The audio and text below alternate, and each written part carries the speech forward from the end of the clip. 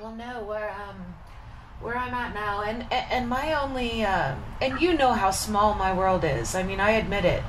And when I hear Leeds, the only reference that I have in my small world to Leeds is The Who live at Leeds, which I can't find anywhere, by the way. Okay. But The Who live at Leeds, that's it. That's all that's in my bank.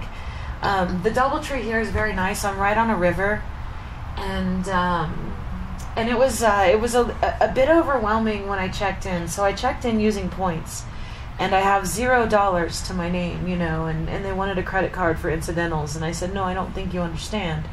Like, I'm not an incidentals sort of girl. I'm just grateful to be here, and I'm gonna go to my room now. and they were cool about it, but it's a beautiful room, and it's fairly updated, and I'm right on the river, and there's a balcony, and I was just able to use the guest laundry to do my laundry for the last 2 weeks, and I'm going to stay here a couple nights, and I'm going to go back to the shop and continue to work. But I did buy like a 3-pack of baby wipes for baths in the future. For now, though, I'm at the Hilton, and I'm a rock star, so it is what it is. Nice. But I'll tell you what, Jen, it was good to just briefly glimpse you in the chat I had the other day. I kind of briefly saw you, so that was quite good. So you seem to settled in at the solar place, man. He seems a good guy, so he seems like a good boss. Yeah, no, he seems really great, and in fact, I've stayed here longer than I would have stayed normally. Here in town. They call it the Durango Tango, and that is, the idea that I came here with nothing and immediately had 3 jobs. And when you tell locals that you don't have a place to live and you have 3 jobs, they call it the Durango Tango, because I guess that's just how it goes. And this is a very unique place. I mean, there's a lot of energy, and I'm learning a lot about the Ute and Navajo tribes, who think that I'm a devil, but God, it's fascinating. It's fucking fascinating. I'm so lucky to be alive right now and have no ties whatsoever and just be able to go where the universe takes me. I mean, I'm so lucky.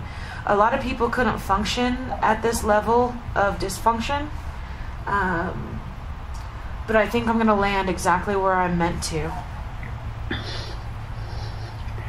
Exactly, Jen. Exactly. That's exactly. Go. Be water, my friend, and that's exactly it. I mean, Jen, you mentioned this to me a few times, and I'm fascinated by this. You misspoke.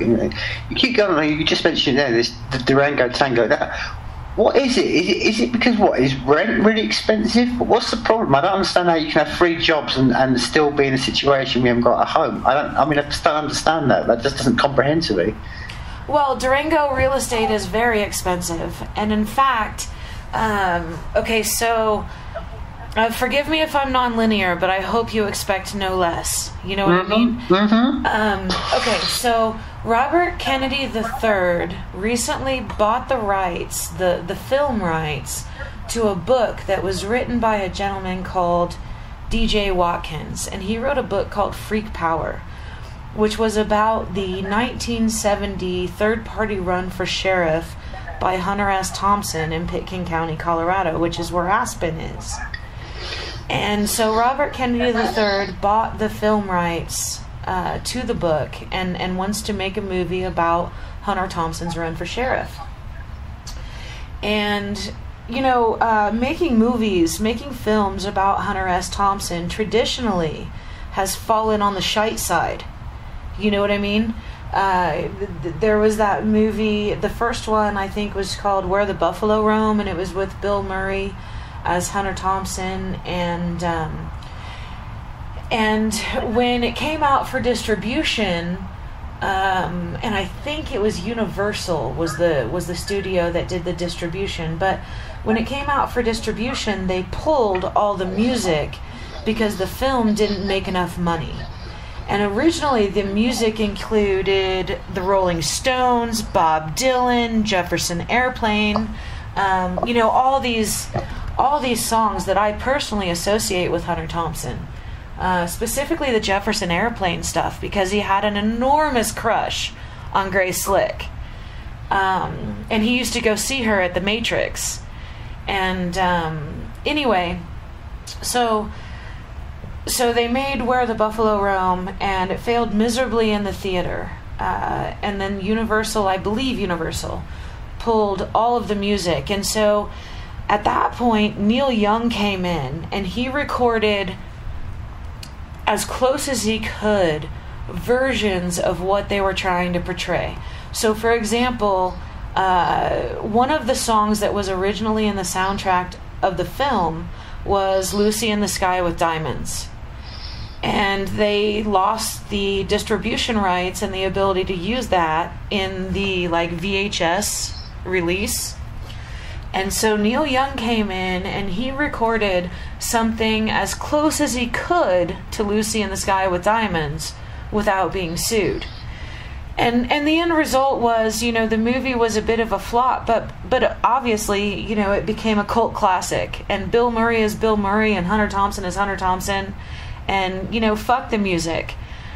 At the same time, Hunter Thompson thought the music was incredibly important, right? So the next film to come out, I believe, was Fear and Loathing in Las Vegas with Johnny Depp.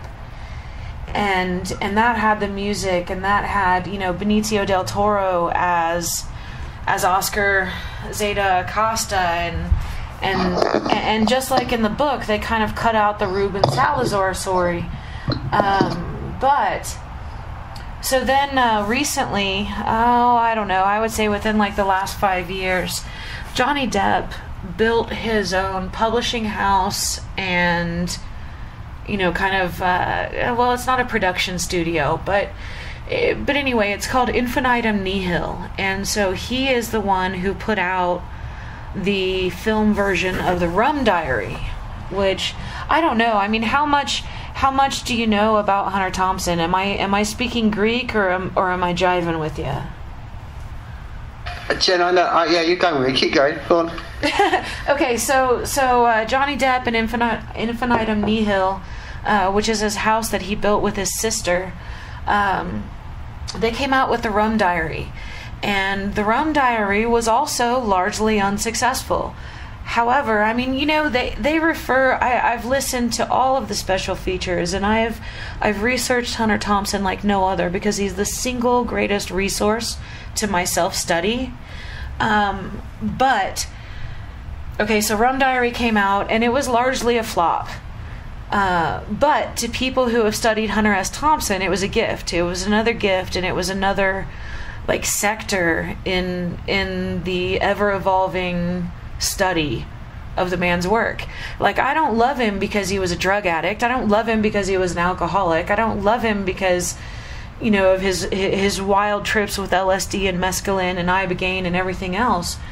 I love him because he left a blueprint, and I mean it when I say that he is the single biggest influence in my self-study. He turned me on to Hemingway.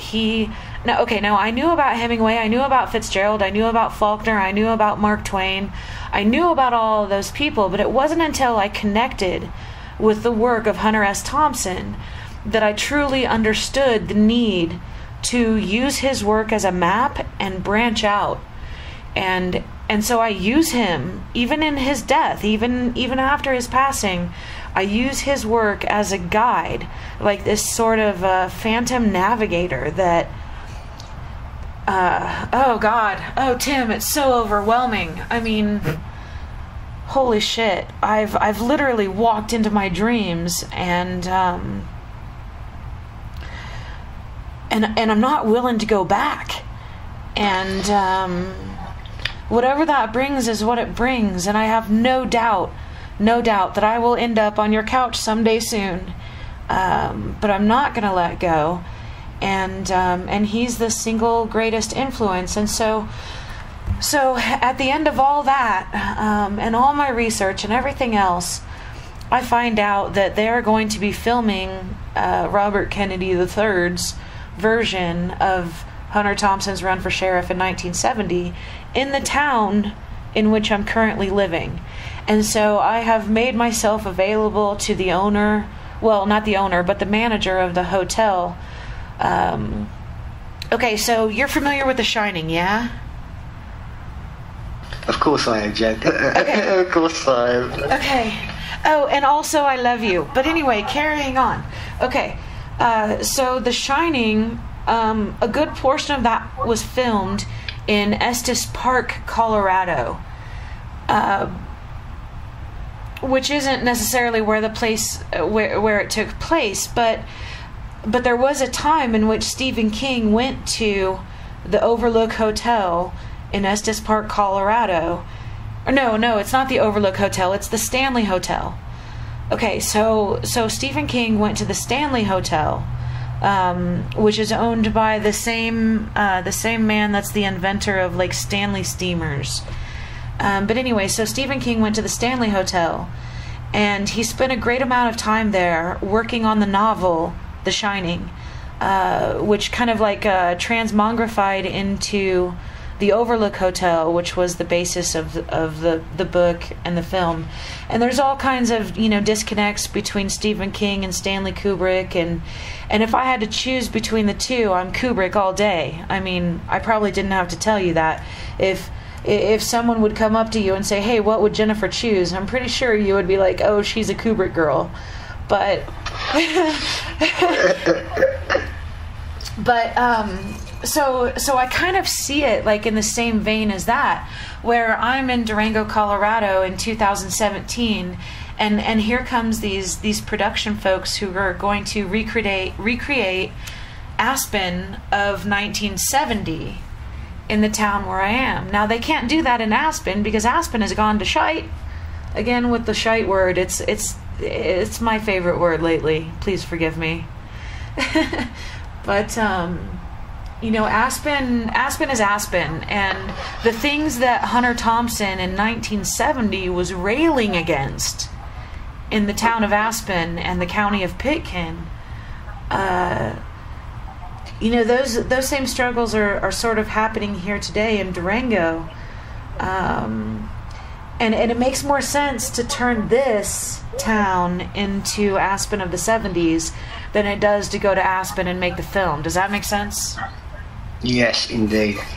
Oh God, I feel like I've just been talking your ear off, and I need a cigarette. So. No, Jen, that's fascinating. You mentioned, where The Shining in particular, because it goes back to what we started this conversation with. I mean, as much as you've got, like you mentioned, at the Who live in Leeds, The Shining in particular, because when that was, particularly the circle I grew up with, when we all watched that was like, where is this place? We had this fascination, right. And it's always. I always find it fascinating. As much as we've got all the technology and all this stuff, it's like you can actually go to that place, and it's like, as much as I know where the Who filmed. I mean, where the Who was live in Leeds, that was where I went to uni. So I used to sit there and eat my lunch in that canteen. So it's kind of like it's bizarre really how people's reflections of places. Because I'll be the same in Leeds. People will come up to the venue and they'll be in awe of it because they've got some vinyl from back in the day, and they're like, this is some reverential place, and it's the same thing as I always said, man, about don't ever meet your heroes because you just be disappointed with them. I mean, I found that true, really. Absolutely. The only one I didn't find that true with, and I've always said this, and that's why it's the second point. I kind of wanted to just went through my head when you were just saying what you were talking about. But my second point I was going to allude to was the person that I've met who's never kind of let me down, was basically what I thought would be off stage, on stage, at the time to sit down and talk to me with Bill Hicks. And he was exactly the same person on and off, and sat down and all these conversations. And I said, Roger, that's what led me to do Life is People, because I had this conversation with Bill back in the day, and it was like the idea. He went to Channel 4, which is one of the mainstream, sort of TV networks over here, and he had this idea of having an hour-long TV program. We would just get in one week, a guest every week, and they would just sit down and just talk real, stuff. And obviously Channel 4 were like, yeah, because you're quite, they quite liked him because he was quite popular in the UK.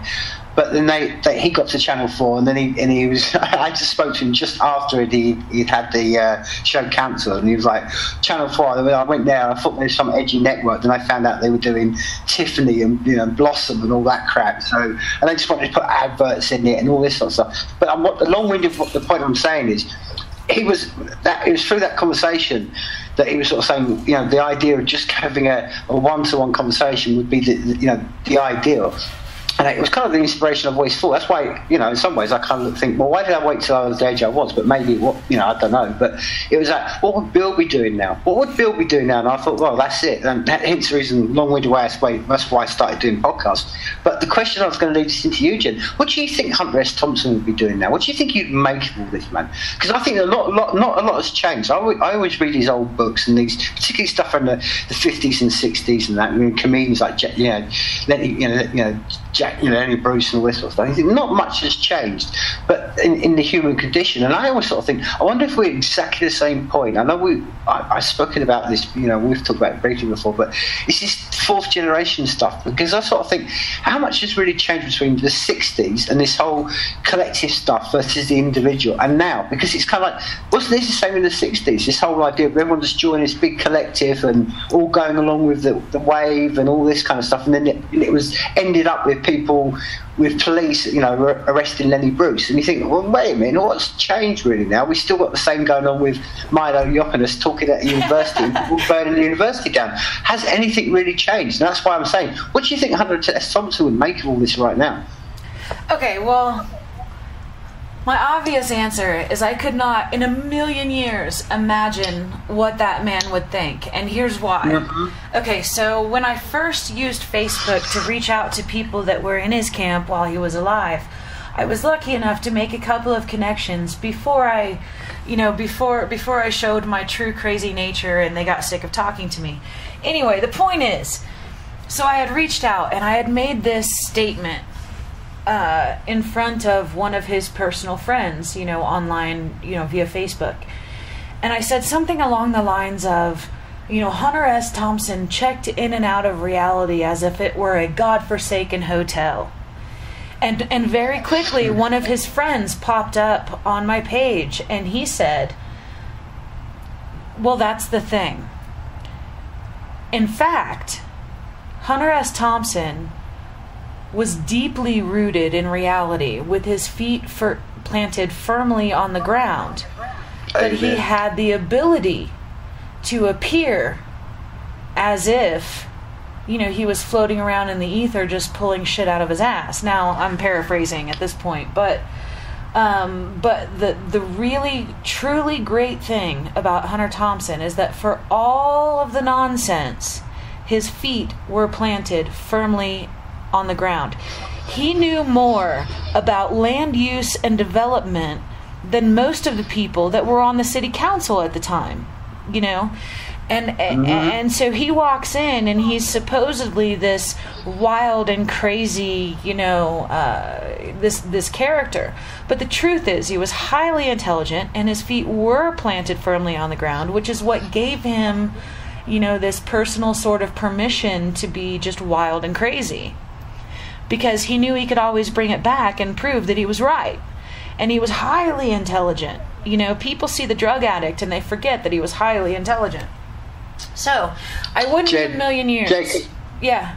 Jake, can I just say on that very point, Jim? I think it's fascinating. I mean, even the language you just using, I know you're not doing it intentionally, but it's like people, like you say, the perspective is always like, well, because he's a drug addict, he was mad. It's like, how do you, what you just said then about having his feet rooted, why is it always the association that people who take drugs are something that they become losing their reality? Maybe they're the ones that have rooted in their reality, and it's just all the crazy ride amongst all of us. I mean, that was one of the things I've always, my clarity on Hunter S. Thompson was always that, this is why to me he's up there with the very legendary, the best of all writers, and that, because he basically did what all creative people are meant to do. He's meant to take that torch and shine it on this crazy ride we call life, and actually just show it for what it is. Now, if people go, well, he's crazy and we're all sane over here, and you think, well, read some of his books and think, well, which one's insanity? Them lot all at a horse race doing what they're doing, or me doing what I'm doing. We're all sharing the same experience. That's all right. It's one of those pet peeves in my head, Jim. And I always sort of think that we're almost conditioned into thinking that we see creative people as somehow outlandish and mad, and the sensibility and the normal path is the right path. And I think it's just deep conditioning we're all in, even the language use. And I know you weren't using it intentionally, but it's just one of my pet things that really winds me up about how we've been conditioned, even from an early age, to think about how the world is. No, I absolutely agree. And that is, I feel like that is why you have, this passion with the podcast, and I have this passion with whatever the hell it ends up being. Oh, hold on 1 second. I'm getting a call. I'm sorry, Tim. It's okay. Go on. Hello? Hey. Okay.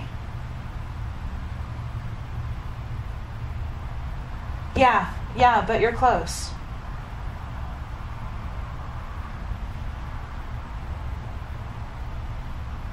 Yeah, no, you're close. I'm actually on another call right now. But call me when you hit Durango and I will drive you home. Okay, bye. Okay, sorry about that. I've got a friend coming to see me here at the hotel this evening. Okay, so I guess my answer to your question is I couldn't in my wildest dreams, and I have a vivid fucking imagination, Tim, but I still could not in my wildest dreams imagine what he would think about anything. And the truth is, if anybody tells you that they know what he would do or what he would think, they're fucking crazy. Because people who knew him for decades don't know what he would do. That was one of the pieces of greatness. Exactly. So maybe more a finessed questioning of that is maybe a two-parted one. What do you think someone like him would be doing in society right now? And the secondary point to that is, why haven't we got any more? Jen, I've been struggling with this one for the last 2 months in my head. Like, where are all these people? Where are the Hunter S. Thompsons? Where are the Lenny Bruces? Where are they? America's the most creative country in the whole world, and yet seems to be nobody that's in anywhere near the shadow of these people. And you think, well, what's going on? What happened? Well, I think you have to be pretty beat up by life to even consider emerging as that sort of public character. And so what I'm hoping is that there are lots of people out there like me who are just about to the brim. And I don't necessarily know what's about to happen, but I know, through practice and through preparation and with a little luck, one of the things in Fear and Loathing in Las Vegas that he talked about when he talked about, the high and powerful wave or whatever it was when he was sitting in that Las Vegas hotel room, he was talking about, closing the door in the 60s and moving into the 70s. We are out there, and I do say we, not that I could ever compare to him, but he gives me a lot to aspire to, and I hope that I don't live in a world where I'm the closest thing to Hunter S. Thompson, because if that's true, then we're all fucked. But we are out there, and I'm not sure what's going to happen, but I know that I wouldn't be as triggered or as alerted as I have been if there weren't something really big coming. And I hope that I'm ready. This is not for naught, but I do want to go back to Bill Hicks. I have questions for you about Bill Hicks, especially now that I understand that you actually met him. When I researched Bill Hicks, because that's what I do, I research these people who had this, effect on, I researched Bill Hicks almost as much as I researched Hunter Thompson. And Bill Hicks was of particular interest to me because of his struggles with alcohol and drugs. And it's my understanding that, you know, and I've seen a lot of the stand-up that's out there and available for me to watch. I, of course, never met him in person, but he obviously had some serious struggles he was dealing with. And I know that he did go into AA for quite some time and still did stand-up and did rather well. But once he was diagnosed with cancer and it being like a terminal sort of cancer, it's my understanding that he went out and he did mushrooms, I think maybe with his brother. It's been like, I'm at least 5 years out on my Bill Hicks study, but anything else you could tell me about Bill Hicks would be greatly appreciated, because he's up there with Hunter Thompson as far as I'm concerned. Well, on that one, Jen, I mean, just on the, you're absolutely, you're there. I mean, just to fill in some details on that, the story you're talking about near the end, you're absolutely right. He went out with his brother and his close friend Kevin, and they'd done, I mean, the thing about it wasn't the first point he'd ever done psychedelics, mushroom. He'd been doing this a long time. When right. Him and Kevin had been doing it for a long, long time. But the point was and he had a very strong experience, which he talked about a lot on a later of his like Ranting E Minor tours, when he had a very vivid experience about being one with the universe and all this sort of stuff. But he took a lot of that last trip was basically, and I mean, if you want to hear a story on that, there's just do some research. Again, I mean, it's just not hard to find. But just the reflections of Kevin and his brother on that day. It's kind of like, this is what I was trying to reflect to you earlier on, Jen. Because we live in this culture where even to touch psychedelics is seen as, oh, it's, you know, these people are, no, it's not. It was when you hear it from that angle, you just realise like it was the most life confirming thing ever. For him, Kevin, all three of them. So I mean, that's the one. I mean, the other fascination, I don't think a lot of people know a lot about Bill Hicks. I think it's one of the ones that's been completely forgotten about the guy, was his whole Waco thing, man. When I spoke to him twice. I saw him twice when he, ironically, he played Leeds, the very place where you said about who. It was that exact venue. That's where I saw him twice. And the second time it was between hand, all the Waco stuff had happened. So he came over, did one tour, then did, you know, and he was just, honestly, he was obsessed with it. He was like can't people? Why? He was just like, why can't people see that they're throwing tanks and killing people, and people aren't? And I don't know. It almost, I think that was one of the things that just. I think I don't want to sort of allude to it because I don't know, but all I can say is it was just a preoccupation with the guy. That's why I'm saying, that's why he was so obsessed about doing an hour's TV podcast sort of thing, you know, before podcasts we were known about. He wanted just to have real conversations, because his whole point was, what is the point? This is, if we don't, because he'd always been angry, Bill, about how society run. I think it's a natural progression that most people can do. They go and go, it's like the first easy one is to look at is the government and the state, and then people can look around society around them, and then, you know, when you start getting further up the line, you start to realise like, oh, wait a minute. And I think he got to the point where Bill was like realising that the further I talk about it, the less people want to listen to what I've got to say. But it's almost like that curve, because people are happy to live in that distraction, and like he used to say, happy to sit and watch, you know, banal TV programs and just let their lives pass by. He said it's that leads people to kill, you know, put tanks and sit and watch it and just think it's entertainment. And he said it relates that to the Gulf War I, and it was just how everything, we just become detached. And he was convinced that it was all because of the illusion around us that we'd all been fed into. And that was why he had the burning desire to have a conversation with the masses and saying, look, we need to talk about real things beyond this distraction. Because I know the whole thing's like, well, I don't watch TV to think, I do it to switch off. And Bill's whole thing was like, we can't afford to switch off. It's us switching off that, as he said, that are leading tanks to kill people with fire. And so when I saw him, he was absolutely cogent on that. He was very lucid, and that was the whole point. I don't know. I think a lot of, to be honest, Jen, and you know, again, I've met the guy and I had chat, you know, 1 hour chat with him one time, and you know, an hour and a bit chat with him the second time. So I know him 2 hours of his whole life. So I'm not saying I know anything, right? But I personally think And this is just my reflection on it. I think a lot of since his death, it's almost become like every person when they die. There's almost been a myth built up about this guy, because I don't think all this whole thing about he was on the drugs and every time I spoke to him, Jen, he was drunk. He didn't want it. He was smoked. Yeah, he was sitting there puffing cigarettes. We sort of but he wasn't. He had no desire to go down the pub. He didn't want to see people. We just sat there at the table and just chatted away. And so I think a lot of it suits the narrative to go, oh, he was some wild guy and was went off to rehab and all that. And I just think a lot of it was.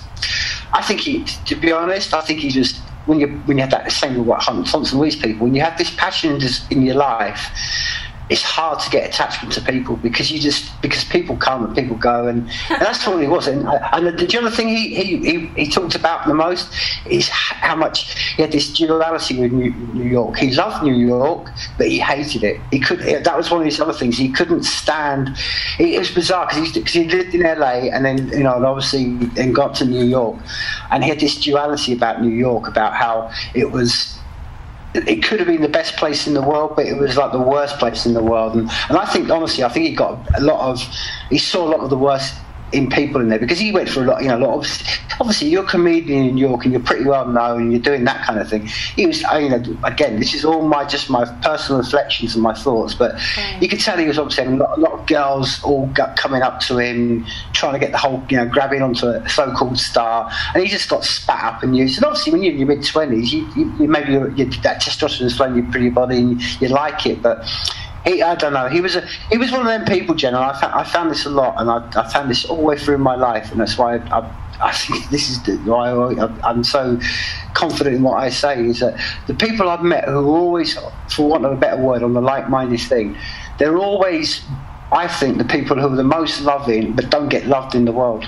I think we want love more than anything else, but because we tell the truth and because we're so honest about stuff, people find it hard to like us and love us. And I think it's the same I saw in Bill. He was just dying for people to love him, not because he wanted he had a fragile ego, but just of like, hey, I'm just a normal person. But he was that's what got him about America. He couldn't understand why America rejected him and England loved him. He couldn't get that. He was like, why do they love him? Why in America am I hated so much, but in England I'm treated like a rock star? Right. And he couldn't understand it, and it's the same thing. It is a weird duality because it goes back to what you said before. Over here, I mean, you say the Who, but over here, the Who now is kind of like, well, really, especially what happened with Pete Townsend and the paedophilia stuff. It's kind of like, they're not really kind of aware. They're kind of, that's what they're known for over here, really. Like, oh dear, they're a bit. They were in the that child stuff. It's like, oh dear, but it's the same thing. But to Americans, they see him as it's that duality that you just have the similar cultures. But one people will love, like I say, we love Bill Hicks, you hate him. People in America love the Who. People over here like, ooh, it's bizarre. It's really strange about life. Yeah, it's it really is amazing, and I know that some of the things that I'm playing with are sort of I don't know how to say this, Tim. I certainly have done nothing great.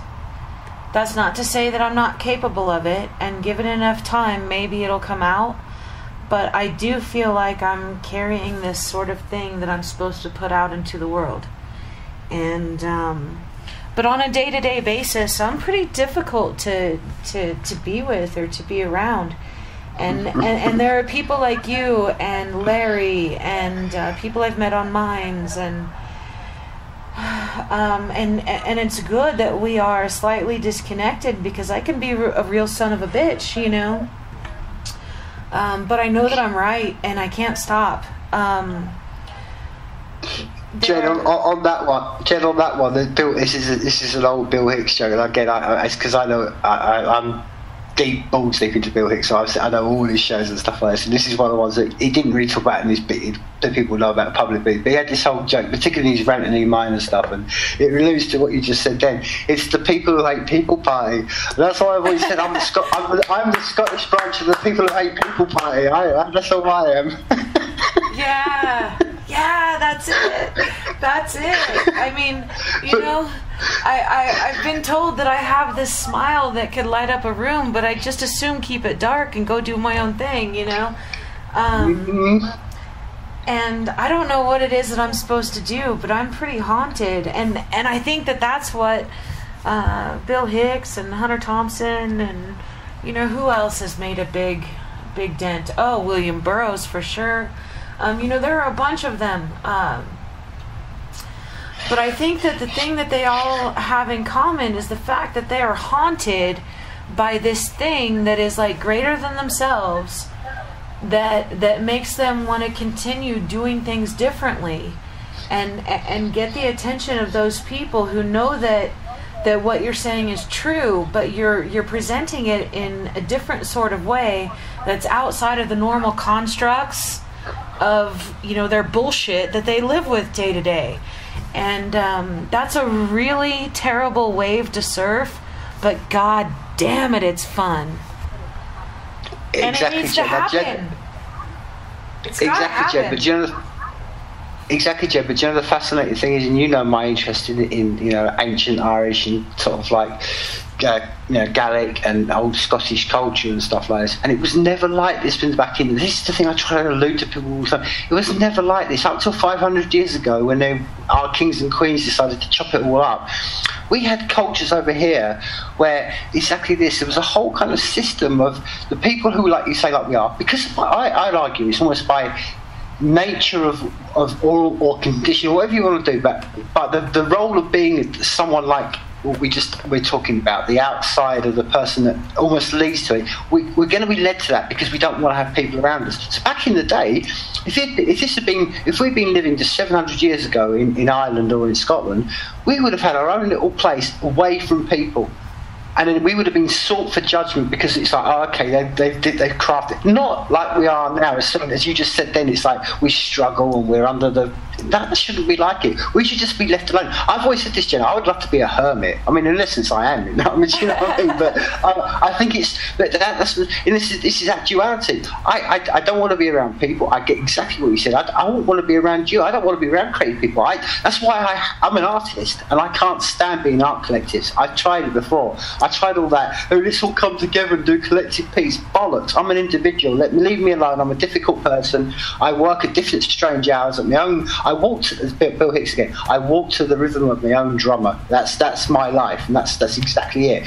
So I think back in 700, 800 years ago, we have just been left alone and just gone, okay, look, they're over there, leave them to, and that's how it should be. You're absolutely right, Jen. I just think it's fascinating. I think it alludes to what you're saying. I think we're just at this brink, and that's why I you know how I feel about this. We're right now living through something we don't even realising, but we're building this place where we're going to go from living literally or metaphorically, going from being the people who hate people party that have been underseen to the people who hate people party where we can be left alone on the hill, but seen as what we are. We are those people. I tell you what, Jen, every society needs it, and that's why I think the problem of the world is right now. We haven't got enough people like me and you. We need more, and that's exactly, as you know before, that's my whole thinking behind what I'm doing in 99, is that if we can get that to build a system where we can do what I hopefully do, bring back some of the old ways, and we can give people status without making, you know, them need to be part of a group. And like I said, this is one of the things, you know, it annoys me to fuck, to be honest, that people like us have to struggle. Why should we have to struggle? All we're doing is telling the truth. We're not harming anyone. We're lovers. We're dreamers. Do you know what I mean? Why are we scraping on the bottom? It shouldn't be this way. Yes, but at the same time, would we be me and you without the struggle? I mean, I don't want to shit on the struggle, because without the struggle, I wouldn't be me, and I assume we wouldn't be us. I totally concur with you, Jen. I can totally concur with you, and I in fact, I'll go even further. I think this is a struggle that is part of the fuel to the creative, and that's what I think is missing. I think we haven't got enough people that struggle. But what I'm trying to say is, Jen, beyond the struggle, and I get what you're saying, but it's more like, put this another way. Let's take an arbitrary band on that. I know there's someone like the Ceiling Boomers. They're the same kind of thing. There's two guys making a lot of stuff. They get good numbers on YouTube. They get good hits and stuff like that. But I know they're struggling on a day-to-day basis. Now, it's not like they don't struggle. Not they don't want to be creative. All they want to do is be left alone. I don't want to interfere with them. I don't want to do anything with them. But there should be a bottom line, and this is where it shouldn't come from some central power. But it should come from. I should be able to go directly to them and go, look, I just want to know you two are okay. Your rent's paid. It's like the same way I feel about you. Same feel a lot about a lot of people. Like we shouldn't. I mean, that struggle should always be at the bottom level. Like, okay, does that person know? Which I think all creative people want to know is. Jen, I know the struggle. I love the struggle. I could go into this. Jen, I'm not talking out my arse here. I've done. I'll give you an example of how I'm not talking out my arse. Right? I've got a family. I've got my partner, and I've got a son. Right? We had a house and all that. My partner's she's a successful working woman, all the rest of it. We had a nice, comfortable life. We sold everything, put all we owned into 3 backpacks and went off to live in Venezuela. So I know about the struggle. I know about giving up all this shit. I understand all that crap. But what I'm trying to say is, I still think it's essential that if it's what keeps me awake at night to think, oh shit, has Jen got enough food to put on her plate? Not because she needs me to patronise her that way, but I just need to know that that you and the people I know around me, that there's some way that there's some bottom line that. I haven't got to wake up and find, oh fuck, the ceiling demons being found dead in the fucking back of a shed. Because no. Do you know what I mean? No. I know. I do know exactly what you mean, but here's the thing. So I am officially homeless, and I officially have nothing. But I've been blessed with this room for 2 nights, and down by the river just outside my room was this young man who's half Ute and half Navajo, and I could tell that he was just, shitbird drunk. And he was sitting by the river, and I had some extra food in the fridge because I was able to order pizza last night, and I got some extra stuff for today, and so I walked down there, and I had a bud, and I had a sandwich, and I had a half a pack of cigarettes, and I sat down next to him, and he was listening to something in his headphones, right? And so me coming down and sitting down next to him was like an interruption of sorts, And so he pulled his headphones out, and I was like, look, I don't mean to offend you, but I'm just assuming, because he was sitting there and he had his shoes off, and I could just tell he had nowhere to go, that kind of thing. And he may have been a little drunk, but so I sat down and I gave him the food, and I gave him the pot, and I gave him the cigarettes, and I'm just a total stranger, and that's just because I'm doing well. And I know that if I continue to take those actions, that my needs will be taken care of, period. I don't know where it's going to come from. I don't know what it's going to be, but I promise you I won't die, and I will carry the fuck on. And I love you. Did I tell you I love you? I love you. Jen, I absolutely 100% concur with you, and I'm telling you, that's what I was saying about the struggle. You can dive into that pool and you will survive. When I maybe I was being too dramatic. I don't sort of consider that. I know you're going to be, in a shitty situation. But all I'm trying to talk about is a general thesis on life. That there should always be a way of knowing and directly knowing that we can all look after each other. Is that? Do you know what I'm trying to say? Yes, I do, and I appreciate your friendship so much. Because I'm living this weird level of life that doesn't really encourage or welcome close friendships. Does that make sense? I totally concur. I know exactly what that means. That's why I love you so much. I mean, this is all one big experiment, and I'm going to be okay. I mean,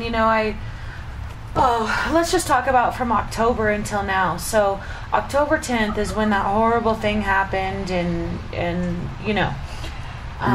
and so then I came to Durango and I stayed with friends, and then I found work, and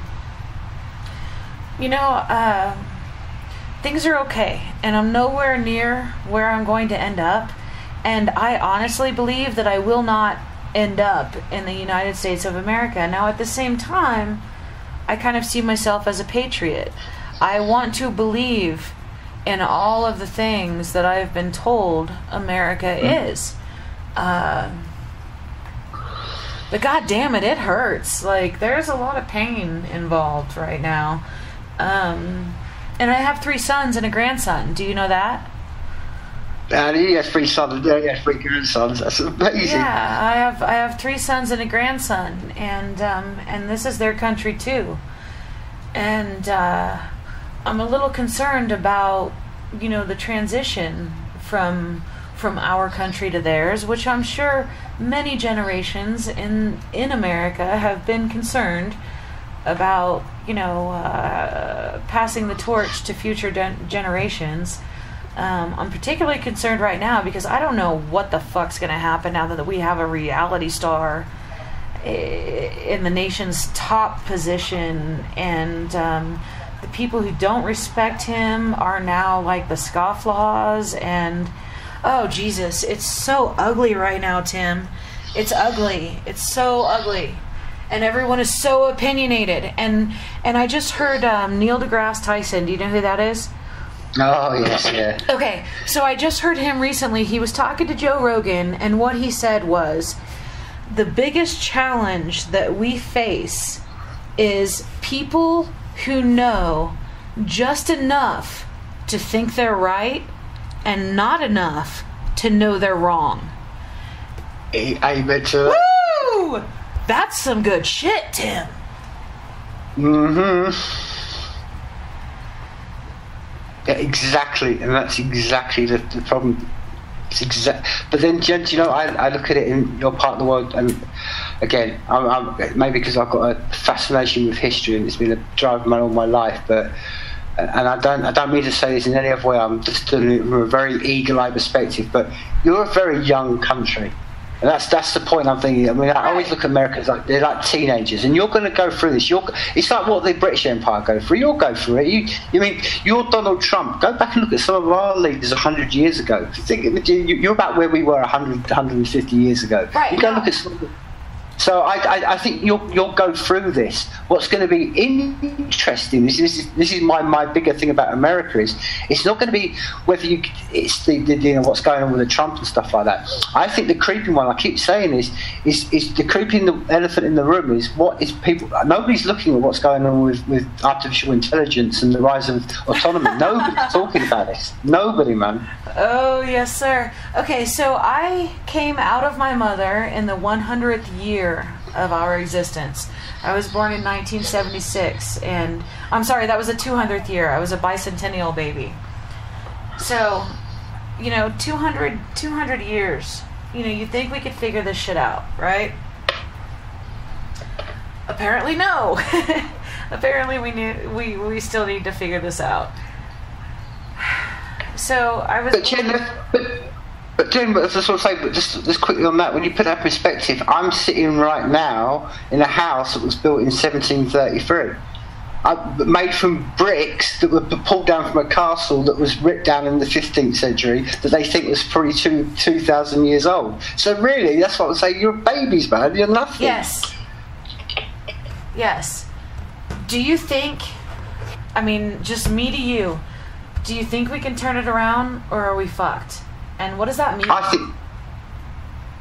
think you can turn this around, Jen. Do you know what? And do you know why? Because it's just there's 2 reasons why I think you're going to turn this around. And I think basically, I'll give you my bottom assessment on this, right? And let's talk real about where you are right now with this whole Trump stuff, right? Trump at the bottom of the day is a narcissist. He's a guy who's got the ego the size of anything else. He wants to be remembered. He does not want to be coming out of this in 4 years or 8 years or whatever it may be, being hated. He's just going to do a lot of things, and I think whether he gets a lot of stuff through, I don't know. I don't know about your Congress system and stuff like that. But I think this is one of the things that's I found almost hilarious watching the Americans over there. The way that one side or the other, he's either Hitler or God, and it's like he's neither. He's not God or he's not. But I mean, you jest about this, Jen, but this is why someone like me over here, it's like, okay, all the time I'm hearing everyone going either like say, this is the new Hitler, this is the new Hitler, or this is the new God, and all this sort of stuff. But they just throw these words around, and it's funny. But right now, I can argue we've got the rise of Nazism going on right now in Europe, going on right now, right now, and to allude to Hitler or Trump to Hitler is beyond contempt to me. That guy isn't going to kill Jews. He isn't going to kill blacks. He isn't going to put people in concentration camps. Let's get real. He's just a guy with a lot.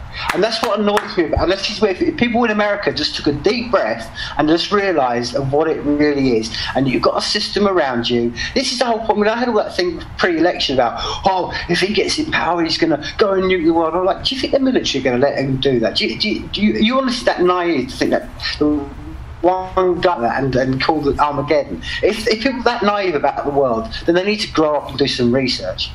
Right. Well, and so here are my current thoughts. Okay. Donald Trump is not the everyman.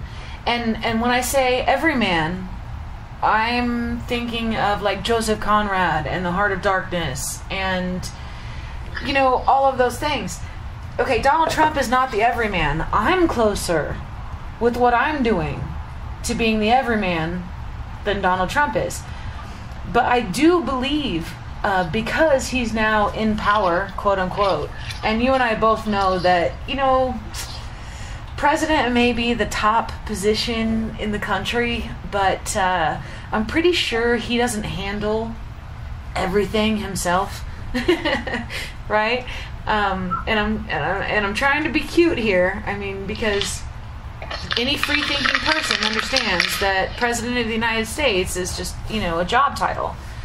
And there are a lot of other things in play. But what it does give me is the idea, I would have no trouble if I felt I was fully prepared reaching out to Donald Trump. And that's something that I don't think we've had for a very long time.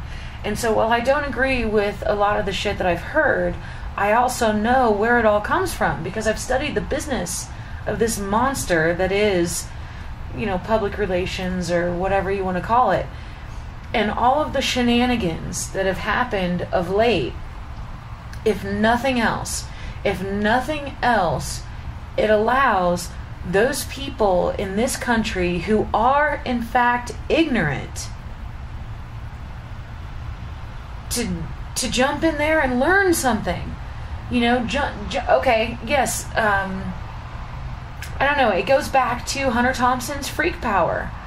His whole idea in running for third-party candidate for sheriff in a town where what always was will always be, his whole shtick was freak power. And those people who had not voted and would not vote without the proper give a fuck, right? And I think that we are, as a country, at that place right now. So the idea that somebody's making a movie in the town that I happen to be living in about Thompson's run for sheriff, I think that could do nothing but encourage the education of people who don't give a shit about politics, for them to understand the power of politics and to get involved. And there's going to be a learning curve because we're going to have what's going to happen in this country is we're going to have this influx of, we will call them ignorant people, but they're good men and women who are of voting age who haven't voted because they haven't given a fuck. And so if nothing else, that's something that Donald Trump has provided, is a gateway, I guess, if you will, for people who haven't been involved to get involved. And that goes back to freak power. And that's why weed, in so many states is available for retail purchase. And that's why we've had such successes, with the legalization of marijuana. And I think that more education could not possibly hurt. Now, what do I think of Donald Trump as a human being and as of the President of the United States? I'm going to say that's not very important, but, my opinions aren't pleasant. However, I am grateful for the opportunity to promote freak power. And if somebody wakes up in this country and says, holy shit, this is our president and this is what we're doing, I should have paid attention sooner, then we've all succeeded. Do you know what I mean? Yep. I'll give you an analogy, and I think we're both, let's just take it step by step. Would you concur with me that technology is... Yes or no? You're cutting out very badly, Tim. Sorry, I was just going to say, Jim, step by step. Would you agree that that technology is A-neutral? A-neutral. Describe for me A-neutral. As in, technology is basically only shaped by humans. It doesn't have its own, you know what I mean?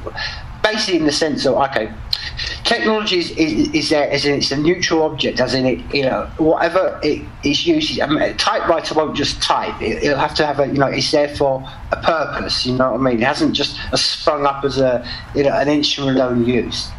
Right. You know what I mean? What I'm saying is, with technology, you know, I think most people would agree that, you know, it's only what humans are going to do with it. This is how I generally feel. This is why I alluded to earlier about the determination argument or technological argument, because this is one of the things that's led to this point. This is why I go back to what I've said about Hunter Thompson, because the difference is, the only difference is I've seen the same human traits and stuff. All we've got now is this great opportunity of technology. That technology opened up all the doors. That's why we can be sold, because people are like, wait a minute, they've opened up, and it's that knowledge has been opened up and opened up and they've got more gates and more avenues to see more things. If you just take that as just an exponential rise, this is how I think that it's going to go. And this, I think, leads back to what you said about Trump and where the whole of your country's going. We're either going to go as a species into one way. Technology is going to be taken by humans to control everything from an authoritarian level, or it'll go the other way. And it's never going to be in between, because technology is just going to go one way. And it's down to us as human beings. Where I personally think we're going, and I've said this before because I've been fortunate enough to travel around the world and live amongst other people in the world, most of the world don't live under central power. Most of the world understand what it amongst to live free lives, and they make up rules amongst themselves, and it could be down to a family unit or just amongst the, you know, this is very normal shit to most people in Africa I've been to, and, you know, South America and Asia and stuff like that. They understand all this completely. I just think the future is completely decentralized, and I think technology is going to do that, and that's what I'm saying. You pump that what I just said into the elections. I mean, how long are we going to have elections for in both my part of the world and your part of the world before people go, why am I only turning up once every 5 years and taking part in this political game? What is this construct called politics? All we want anything to do is basically boil all it down. Human beings, the only reason there's a political system is we want things to be better for people around us. We want things to happen for us. And once this is what technology does. It allows us to directly do this ourselves. Going back to what I just said about knowledge. 500 years ago, everything was coming through the Catholic Church and what some priest would, you know, subscribe to on 1 day a week about what the truths of the world were. Then came along the printing press, people got hold of the books, read themselves, along came the Enlightenment, boom, along came the Industrial Revolution, boom, along comes America, boom, along comes all these other great experiments. But that all came from when we broke down the barriers, got rid of the middlemen. And that's exactly what I'm saying about everything. Everything's going to go through that process. Right, you know, knowledge went through that process. Political shit's going to go through that process. Like, why are we, I'm saying, why any of us are waiting 4 or 5 years to vote on one cross on one day and then sit back and wait, well, those people don't do what we do. Well, who would you? And then, you know, do you know what I mean? And I think we just got to grow up. I think this is the thing, Jen. I think whether we do grow up as a species, whether we have this argument, I think is irrelevant, because basically technology is just going to go on, and it's what we do. And this is why I think it's so relevant at the time we're in right now. We've got this right now, this opportunity to shape this, because I think in 20 years' time, that's what I'm saying, you just take a curve, either it's going to set us free or it's going to put us all under the bondage of one more government rule, one rule that's going to be, you know, working to whatever, you know, God knows how long we've got left in our lives. And that's where we are right now. And this choice, like everything else, Jen, as I said before, it's what it all breaks down to. It doesn't even break down to, we talked about earlier on, You don't even give a shit about my life or your life. It breaks down to you, and this is what it all comes down to. It's what individuals do, and this is what I try to say to people. And this is what I'm shit, because it's like people get their life and their time invested into politics, and then you get to 60, and I talk to enough old people and think, what's the point? You get to you really near your deathbed and think, oh, I've done a big political game. And what game did you make? What gain did you make at all? Nothing at all. No gain in any way, sense, or form. Because anything that's advanced amongst humans hasn't happened from some power or some president or coming out from the top. It's always come from the bottom upwards. That's everything. The only reason we're all getting along better on that is because, as I said before, because we've all got windows into an opportunity. And the reason we're more now, I'd argue, we've got more civilized is because we can talk like this in conversations. 20, 30 years ago, 100 years ago, it was like anyone outside your village was an enemy. Right. The more you talk to people, the more the barriers for this. And this is where I just think everything's going. And this other things I'm saying. That's why I don't like people who are involved in politics, because I think you're just swimming in a lake of shit and going, oh, I stink of shit and I smell of shit and life's shit. And I'm like, well, if you will dive in a big pool of fucking shit, what do you think politics is about? It's about the few controlling the many. What the fuck do you expect from that game? And other than being smelling like shit, tasting like shit, and everything around you being shit, it's a shit game. And that's what I think human beings have got to wake up for, because they don't need that crap. And that's what I'm saying. Technology is just going to give us the ability to wipe all that stuff away and go, well, we can do this directly, just like we did with knowledge. And that's where I think we're going to go, and that's why I think it's hilarious. I just think this is just the end. It's like, that's why I think where we are in America is like where we were in the French, Marie Antoinette stuff, what I mean? They're all dancing around their castles and that, and it's like everyone's getting. It's what I love about America. You're a bunch of Americans I hear whining about stuff like, you're so first world. You've got people complaining about what they're not being called thee and thee and all this. You think, oh, get a fucking life. I know people are walking 4 miles to get water, and you're complaining about what gender and what name you're being called by somebody. Have a fucking word, man. And that's what I'm saying. It's exactly like Marie Antoinette. She's having cakes in her castle and doesn't understand why the people outside are revolting and burning down Paris. And she's like, well, give them cake. And it's like that's exactly the analogy where we are. And it's always down to, Jen, this is the whole point. Fuck the crowd. Fuck anybody else. It's all about us ourselves. And that's why I don't give a shit about Americans. I don't talk about Americans. I talk about you, because it's what you're doing. It's important. Not about everybody else. You can't control anyone else. And that's the difference. And that's why I always breaks down to, as long as there's individuals like me and you doing what we're doing, that's what's important. Because and I said this before, Jen, you don't realise how much illumination you're putting on. So I said today in the podcast with your solo guy and Chris as well, you don't realise how much. Okay, they might not write, they might not be sitting, but they follow what you're doing, Jen. Do you know what I mean? People look up to people. This is something you don't know how many people you're influencing. You don't know how many people you're inspiring. And that's exactly why it's always down to the individual. And that's why I say I don't give a fuck about society or people. That's why I'm the people who hate people by. Because it's all as important as me, and it's all as important as the people I know around me like you. And then giving us, as I said before, giving as much as I can to make sure that people like you and the few just give them as much as resources and power and as platforms as we possibly. That's all you can do. You can just feed and fuel the people who you feel are doing the right thing. Right. Because you can't worry about. So we can say people. Well, we can say life is people, and we can say the people who hate people party.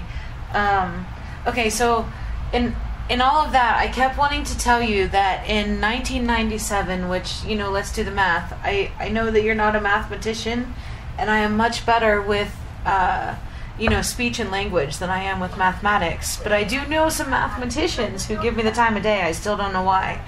But in 1997, and this is 2017, so what is that, 2 decades? Mm-hmm. Okay, so in 1997, I answered an ad out of the Kansas City Star, which is the same newspaper that Ernest Hemingway wrote for decades before that, mind you. That's only a fact that I use for myself. But anyway, so I answered an ad for a job out of the 1997 Kansas City Star.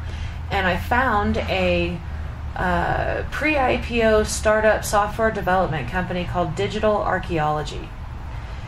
And I was in Kansas.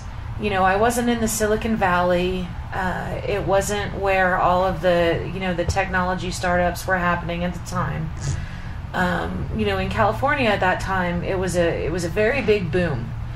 But I was in Kansas, and I answered this ad out of the newspaper for a receptionist, and what happened is when I came in and I showed them that I was willing to do whatever I needed to do, like, I'll wear whatever hat you want me to wear, as long as you're feeding me, Gray Slick, feed your head.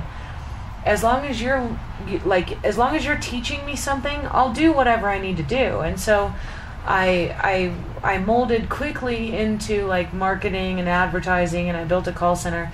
But anyway, so Digital Archaeology Corporation in 1997 in Lenexa, Kansas was a small startup, and I was the 17th employee. And what they did was data warehousing, data mining, and e-commerce analytics. And that was all very much above my head at the time. I just answered the ad because I could answer phone calls and greet visitors, But what it brought me into was a realization of where this country was going. Does that make sense? Indeed. So we have data warehousing, data mining, and e-commerce analytics. And I'm in there not knowing what's going on, whatever. So in, I believe it was a couple rounds of investment. We got at least $20 million in pre-IPO startup funds, and I was granted pre-IPO stock options. But at the time, I was just a person in Kansas who was trying to make her way, and I needed money a lot more than I needed those fancy words. And I think that I was desperate for cigarettes at the time and cashed in my pre-IPO stock options. But the company sold for more than $100 million in cash and stock to a Canadian corporation called Delano Technologies. And, looking back, obviously I have a much different view, and I am very grateful for that experience. But I have to, sitting here in this hotel room right now in 2017, I have to remember back to 20 years ago when I was working for this company whose only goal was to collect, gather data so that we could use it to promote more commerce. You know what I mean? Yeah. And so there's a lot of intelligence in data gathering, and the thing about data gathering is you can gather all of this data, but it's only in how you mold it. It's only in how you use it. I was in let's go to 2013. Okay, so I lived in Colorado from 2010 to 2013. And on April 20th of 2013, after legalization had become a thing in Colorado, and I had been enjoying legal, use of cannabis, I went back to Kansas for a year, which is only one state over. I mean, we're talking one boundary, one border with no wall, right? So I go back there for 1 year, and I come back to Colorado on April 20th of 2014. But the goal was to spend some time in a legalized state and then go to a state where I am a criminal piece of shit and then come back to a legalized state, just for research. And I was absolutely floored. I kind of lost my track just then. And I feel like I'm preaching a little bit, Tim. I'm sorry. The point was, so I realized that 20 years ago I worked for this company who was diligently recording information for use, not necessarily against the consumer, but, to help them, right? Anything can be used for good or ill. Anything. Yep. And 20 years ago, I was part of the company that was gathering data.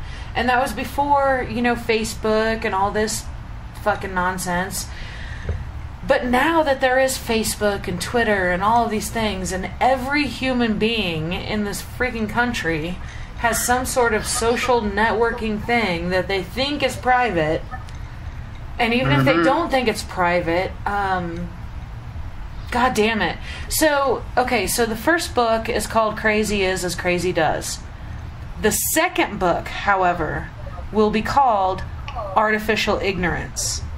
And when I say artificial ignorance, and God only knows what's going to happen between now and then.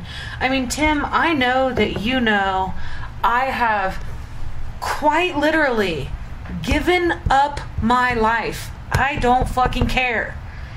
If I'm still breathing, it's because I'm supposed to write these books. Do you know what I mean? Mm-hmm. And I have family, and I have friends, and I have loved ones, and I have pain, and I have joy, and I have all of those things. But I need to disclose, and I'm sure I don't need to with you because you get it. But I need to disclose that at this point in time, the reason I exist is to make these things happen. And if nobody even pays attention until 50 years after I'm dead, then so fucking be it. I'm going to do it because it's what I'm meant to do.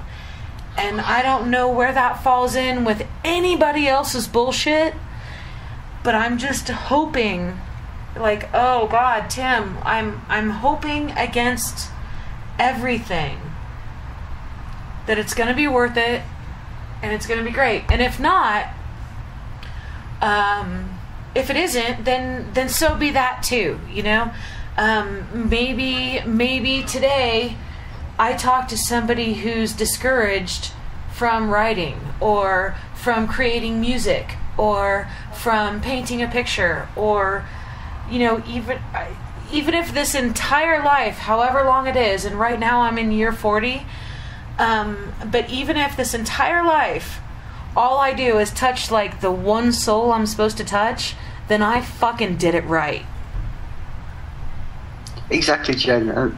Let's be real about this stuff. And I concur with you completely there, and I think that is the one element of the you know, why we live our lives. And I think the other element is, and maybe it's because I you know maybe you can, you know, understand this as well. But if you're real on this, it's like, I'm just thankful for every day I get of the life on this whole thing. And I have to look every night before I put my head on that pillow and I hit Aziz and I go into that other universe where it is, and come back the next day and agree it's all here again. But that's another topic. But right. The point is, every night when I do it, I just think, okay, I've got.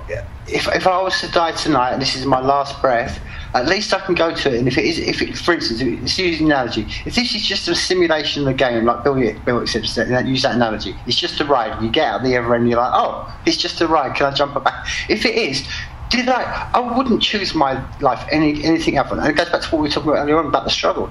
Jen, I can give you times when I've literally scraped.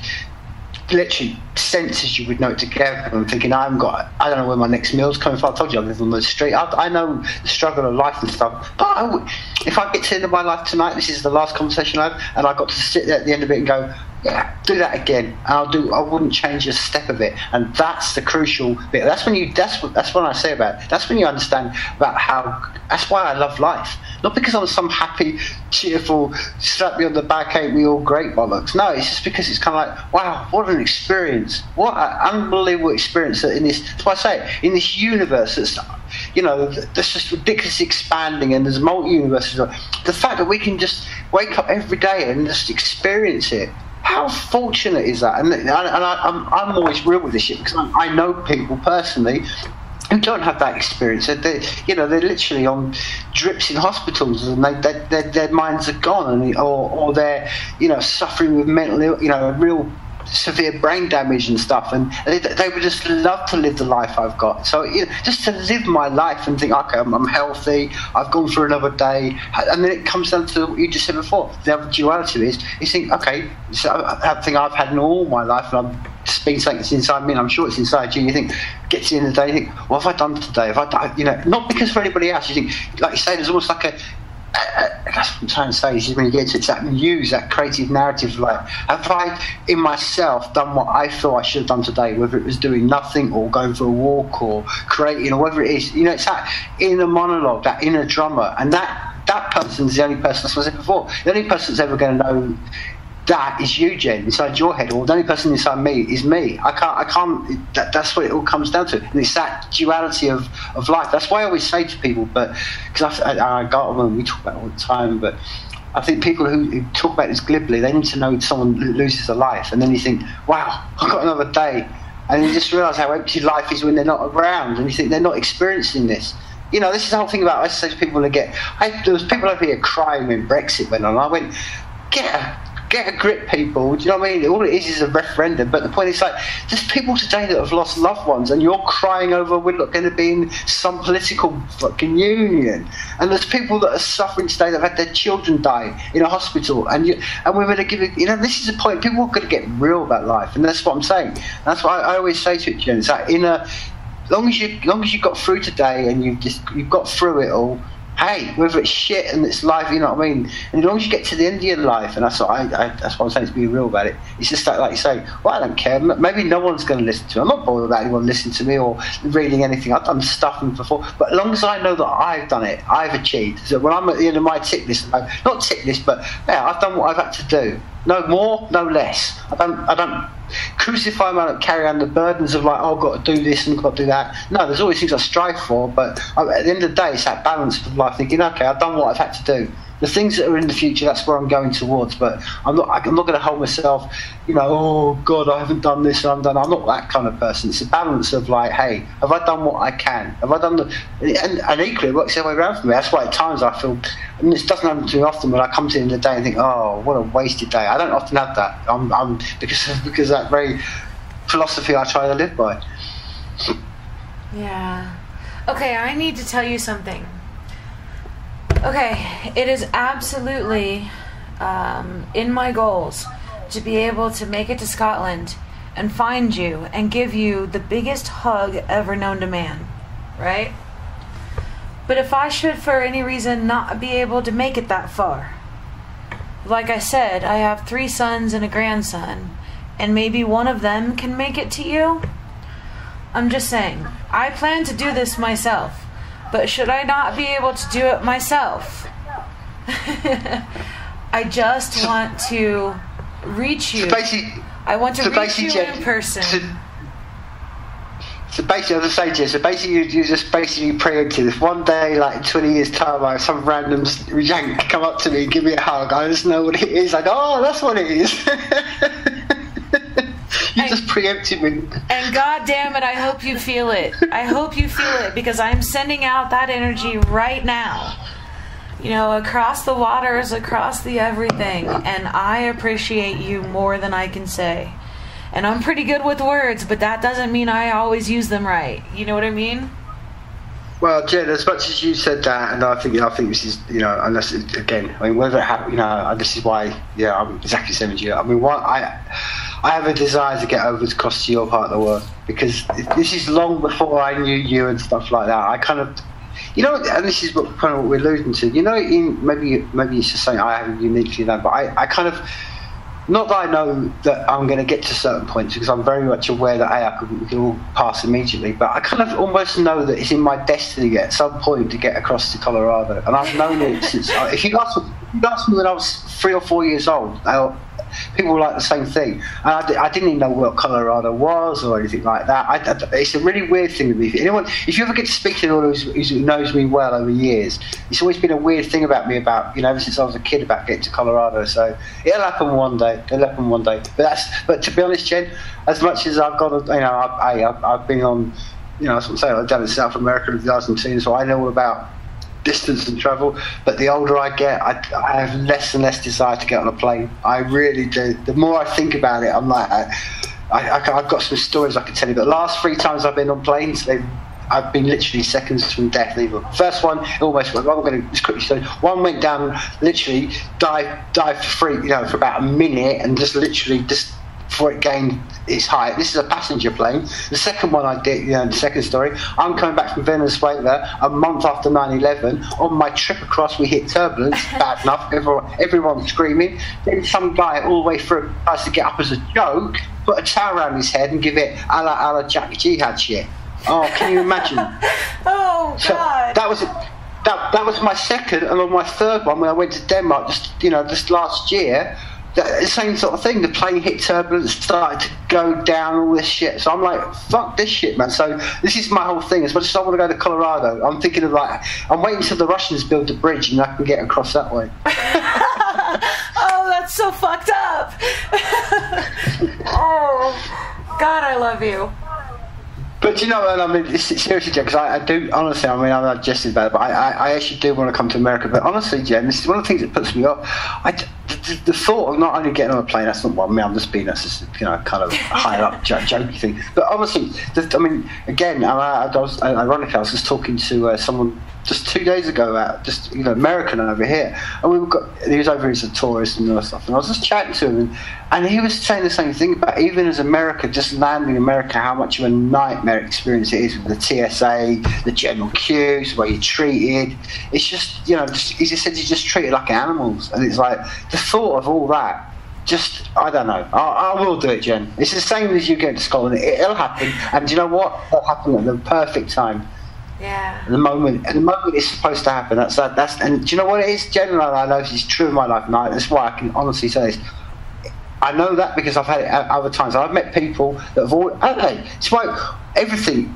I don't believe in a higher power at all. I'm far from it. I'm completely the other way around. But when people are going to meet and things are going to happen, there's a destiny or a balance to the universe. That's why I say the universe has got our backs. Not because there's a higher power or God, but things I've seen in my life. I've had the right people turn up at exactly the right moment and think, oh. And before, and it's just how things are supposed to be. That's what I said before. Maybe at the end of it, we do like Bill Hicks said. We get there, we look at it, and we're like, "Oh, this was all me. I wrote all this. It was all my game. I decided to play this experience, and I wrote it that way." And like, wow, I write a good? It's a great way of looking at life, man. I think that's one thing I took from Bill. Really, it's like one thing we really occurred on. It's like, yeah, it's a great way to live life. Just think, hey, this is just all a ride. And as long as you get up at the end of it, you think, did I enjoy that ride? Did I get? That's the only great thing about it. I think that's a great philosophy of life, man. I think the trouble is with too many people, as Bill would say again, man. We talked about a lot about Bill tonight. The trouble is with people, they take life way too fucking seriously, and that's the problem with way too many people. Yes, agreed, 100%. And tonight I will sleep at the DoubleTree by Hilton on the river with a balcony and a river view, and then I'll go spend a week living at work with no shower. But I think that's what character comes from, and all I'm really trying to do is build a character that people can relate to long after I'm gone.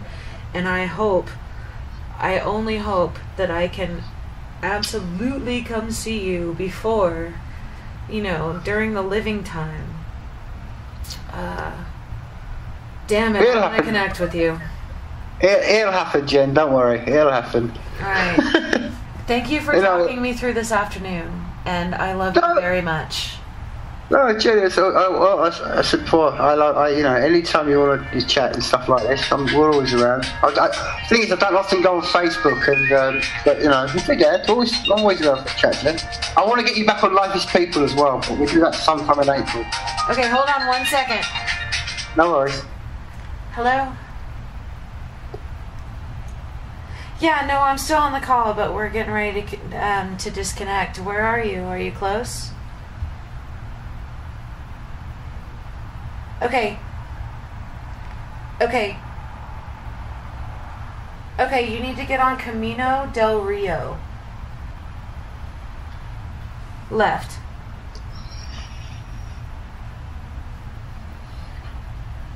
Okay.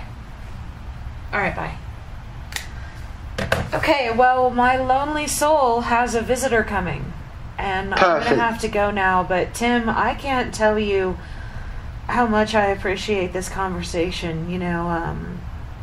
I'm really floating out there kind of on my own and trying to see what's going to happen, and I'm trying to keep a hold of the right kind of eyes at the right place and time, and I'm all fucked up, Tim, but thank you for happening, and Jen, look, stop it. Stop saying that. You're not all fucked up.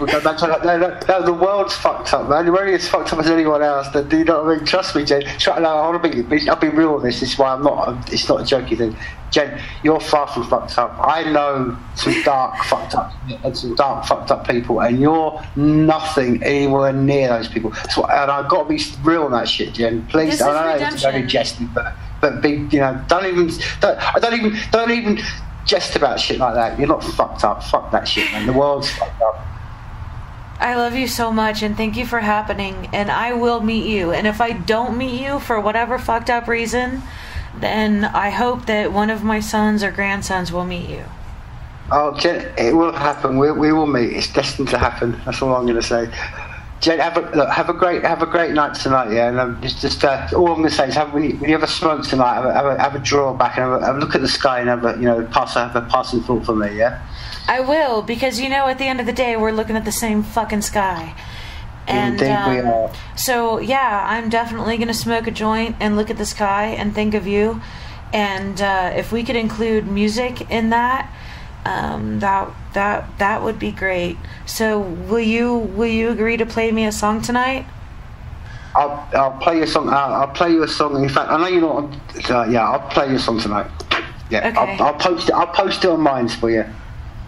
Okay, well, I'm gonna look for it in the ether, and then I'll check back in Minds to make sure I heard it right. Okay, perfect. All right. Have a great night tonight, Jim. Bye, great Tim. speaking to you as always.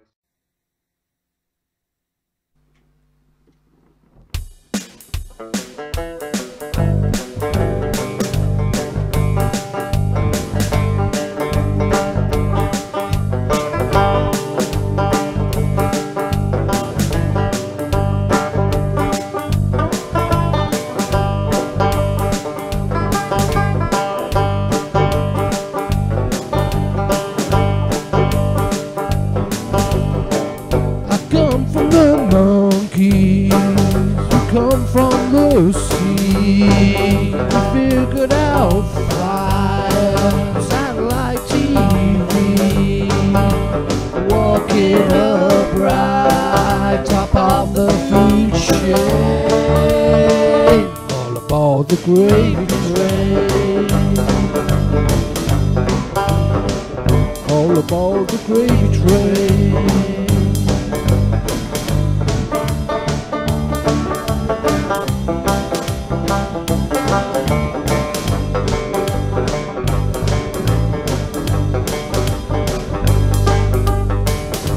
Come from nothing and we'll return there one day. You think we are God's child, I think we're but clay. Are we all different? I think we're the same. All aboard the gravy train, all aboard the gravy train.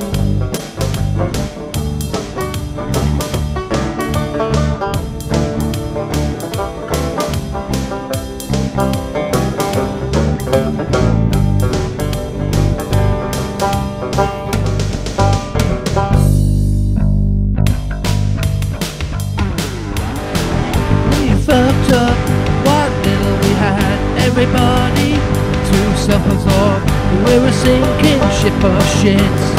We threw the good ones overboard. A little lost, so much to gain.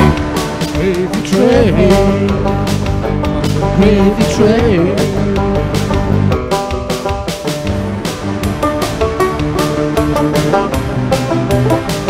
On the gravy train.